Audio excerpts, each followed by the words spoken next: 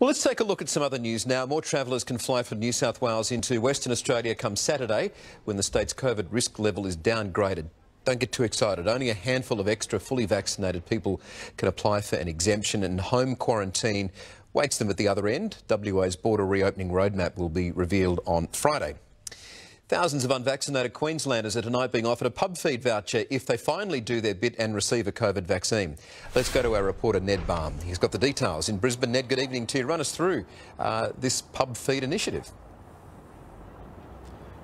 Well, Michael, as the saying goes, desperate times call for desperate measures. Now, while the state government hasn't gone as far as saying that, they are certainly turning over every stone to try and boost those lagging vaccination rates. The latest effort, a partnership with Clubs Queensland. Now, as you said, they'll get a pub feed. Essentially, what they're saying is that there'll be more than 7,000 $10 vouchers up for grabs for those looking to get their first jab at certain vaccination hubs. Now, what is interesting about those hubs is that 10 of the 14 are actually in regional Queensland, so it's another effort to perhaps narrow that divide of the vaccination rate difference that we're seeing between the southeast and the regions. Now, speaking of the state in general, at the moment, we currently sit at 65.3% fully vaccinated, so we are inching toward that 70% mark. Once we reach that mark, people from hotspots will be able to fly back into Brisbane, but they will have to home quarantine.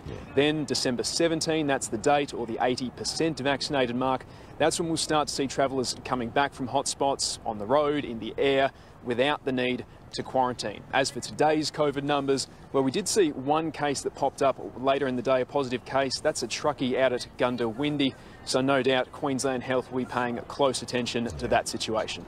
All right, well, let's hope the vouchers give those rates a bit of a kick along and lift. All right, Ned Baum in Brisbane, thank you for that.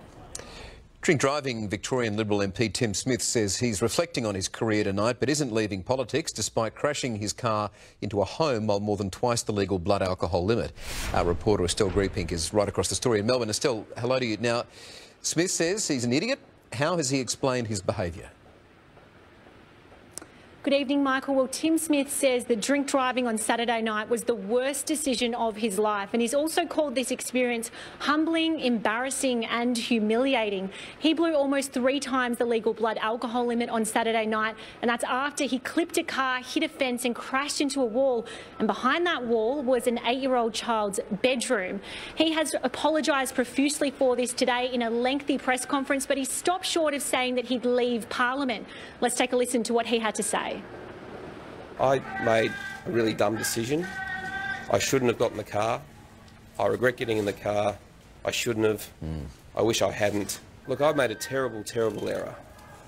A massive error. Does one error mean that a career is over forever? That's the question. So, Michael, Tim Smith there saying that he won't be resigning from Parliament anytime soon, but he has lost the support of the opposition leader, Matthew Guy. He has said he doesn't want Tim Smith on his front bench, and his office really wanted to drive that home today. They were texting that message to members of the media while this press conference from Tim Smith was unfolding.